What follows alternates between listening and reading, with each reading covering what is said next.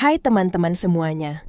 Pada video kali ini, kita akan membedah paket soal simulasi uji kompetensi calon kepala sekolah untuk jenjang SD dan SMP, lengkap dengan pembahasannya. Tonton video ini sampai habis sebagai bahan persiapan matang agar kamu bisa lolos seleksi dengan hasil terbaik.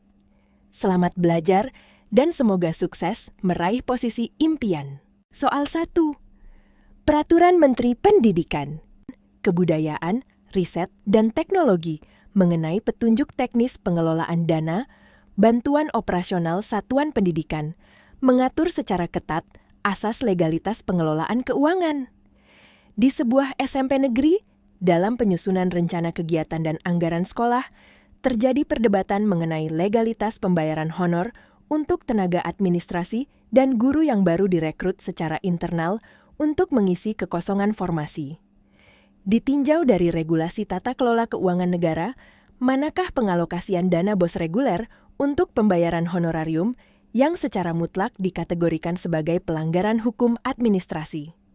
A. Membayar honor guru non-ASN yang memiliki NUPTK namun belum diverifikasi Dinas Pendidikan pada bulan berjalan. B. Membayar honor staf administrasi sekolah non-ASN yang masa kerjanya masih di bawah jangka waktu 1 tahun berjalan. C. Membayar honor guru honorer yang sudah terdaftar di Dapodik dan ber-NU-PTK namun belum lulus program PPG. D.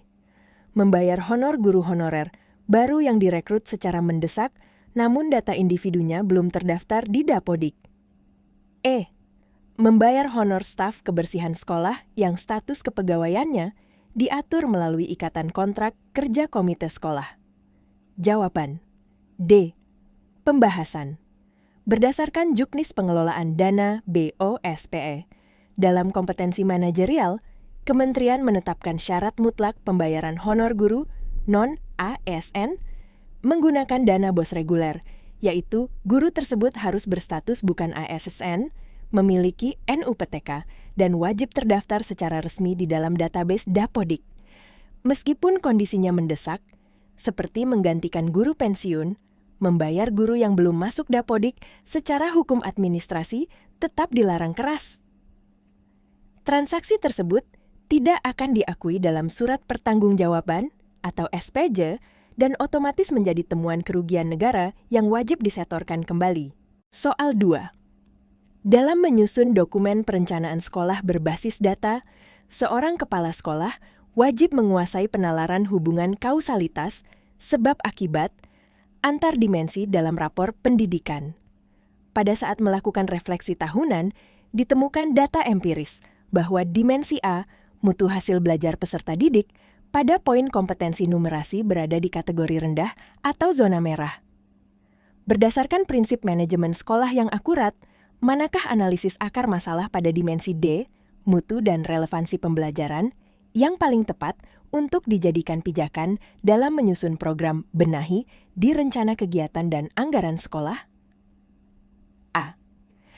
Kualitas proses pembelajaran di kelas masih monoton, konvensional, serta belum mengintegrasikan modul ajar penalaran logis. B. Anggaran sekolah tahun sebelumnya terlalu banyak diserap untuk program penataan taman dan pemeliharaan fisik luar. C. Tidak tersedianya perangkat komputer berspesifikasi tinggi di ruang tata usaha untuk mendukung kegiatan administrasi. D. Rendahnya tingkat latar belakang pendidikan formal terakhir dan status sosial ekonomi dari mayoritas orang tua murid. E. Sekolah tidak mengalokasikan anggaran bantuan operasional sekolah untuk menyewa jasa lembaga bimbingan belajar eksternal dari luar sekolah. Jawaban A. Pembahasan. Struktur rapor pendidikan dibangun di atas teori hubungan input, proses, dan output. Dimensi A, hasil belajar numerasi, merupakan indikator output, sedangkan dimensi D, mutu pembelajaran, merupakan indikator proses. Secara konsep, penjaminan mutu, rendahnya capaian nilai numerasi siswa bersumber langsung dari kualitas pembelajaran di kelas. Oleh karena itu, intervensi program benahi yang sahih dalam rencana kegiatan dan anggaran sekolah harus diarahkan pada perbaikan pedagogis guru dan metode belajar di kelas, opsi A. Bukan menyalahkan sarana fisik ataupun latar belakang sosial orang tua murid. Soal 3. Supervisi klinis merupakan salah satu instrumen utama kepala sekolah untuk melakukan penjaminan mutu guru di kelas melalui siklus 3 tahapan. Pertemuan awal, pra-observasi, observasi kelas, dan pertemuan balik. Pasca observasi. Ketika kepala sekolah melaksanakan tahapan pertemuan awal bersama seorang guru yang dinilai memiliki performa mengajar kurang optimal, fokus konseptual utama yang wajib dicapai oleh kepala sekolah dalam diskusi tersebut adalah A. Menghakimi guru atas kelemahan mengajar pada semester lalu berdasarkan aduan lisan yang masuk dari murid. B. Menginstruksikan guru untuk menyalin utuh modul ajar milik sekolah penggerak lain agar administrasinya terlihat sempurna. C. Mengisi lembar instrumen observasi kelas terlebih dahulu secara sepihak sebelum kegiatan mengajar dimulai. D. Memaksa guru mengubah orientasi mengajar demi mengejar target nilai ujian akhir semester di atas rata-rata. E. Menyepakati fokus keterampilan yang ingin diperbaiki, menetapkan instrumen penilaian, dan membangun kemitraan yang setara. Jawaban. E. Pembahasan.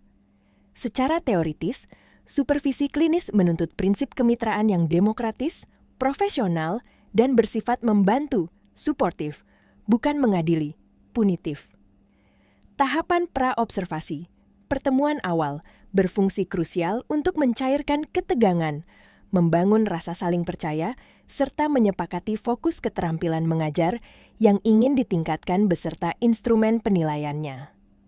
Hal ini penting agar proses observasi kelas selanjutnya dapat berjalan secara natural tanpa adanya rasa intimidasi bagi guru. Soal 4. Undang-undang dan peraturan pemerintah mengenai pengelolaan barang milik negara _daerah mengamanatkan bahwa kepala sekolah bertindak selaku kuasa pengguna barang di satuan pendidikan.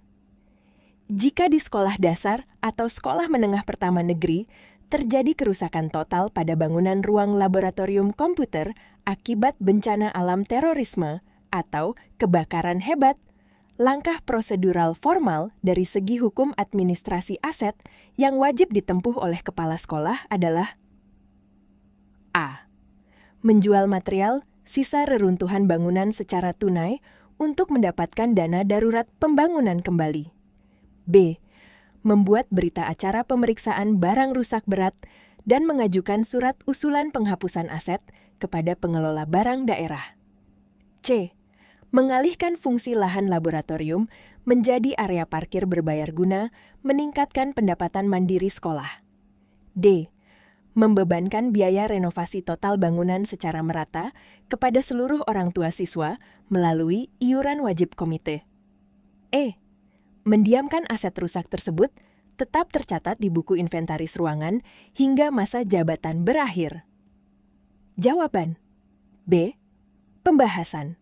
Seluruh aset fisik di sekolah negeri merupakan bagian dari kekayaan negara atau daerah yang tercatat resmi dalam sistem akuntansi pemerintah. Sebagai kuasa pengguna barang, kepala sekolah tidak memiliki hak hukum untuk menghapus, menjual, atau mengalihfungsikan aset tersebut secara sepihak. Prosedur legal yang wajib ditempuh saat aset rusak total adalah mendokumentasikan kronologi, membuat berita acara pemeriksaan barang rusak berat, lalu melayangkan usulan penghapusan aset kepada kepala daerah melalui Dinas Pendidikan agar pembukuan keuangan negara tetap sinkron. Soal 5. Pada implementasi kurikulum merdeka di tingkat pendidikan dasar, struktur kurikulum dipisahkan secara tegas antara kegiatan intrakurikuler dan kokurikuler yang diwujudkan melalui proyek penguatan profil pelajar Pancasila. Ditinjau dari konsep dasar dan prinsip regulasi yang diterbitkan oleh Badan Standar, Kurikulum, dan Asesmen Pendidikan, karakteristik substantif teoretis yang membedakan proyek-proyek penguatan profil pelajar Pancasila dari pembelajaran intrakurikuler di kelas adalah A. Pelaksanaan proyek-proyek penguatan profil pelajar Pancasila wajib dikaitkan dan diikat secara ketat oleh target capaian pembelajaran berbasis mata pelajaran. B. Penilaian akhir proyek-proyek penguatan profil pelajar Pancasila wajib disajikan dalam bentuk angka kuantitatif berskala 100 pada lembar rapot utama bidang studi. C. Ushi. Alokasi waktu pelaksanaan proyek penguatan profil pelajar Pancasila diambil dari pengurangan hak cuti tahunan guru DAEN, jam kerja administrasi kepala sekolah. D. Kegiatan proyek penguatan profil pelajar Pancasila bersifat opsional dan boleh tidak dilaksanakan jika sekolah kekurangan fasilitas teknologi komputer. E. Proyek penguatan profil pelajar Pancasila dirancang secara lintas, disiplin ilmu, tidak terikat pada capaian pembelajaran mata pelajaran, dan fokus pada penguatan dimensi karakter. Jawaban. E. Pembahasan.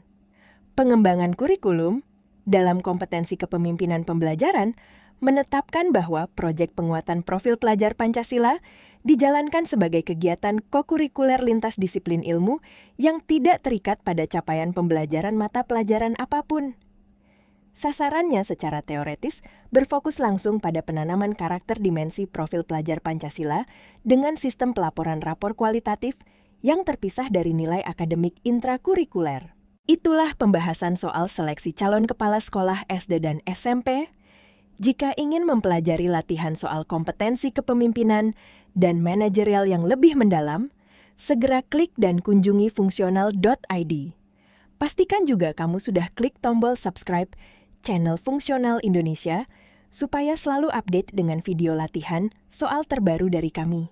Terima kasih banyak, selamat belajar, dan sukses selalu untuk proses seleksi serta penugasan barunya.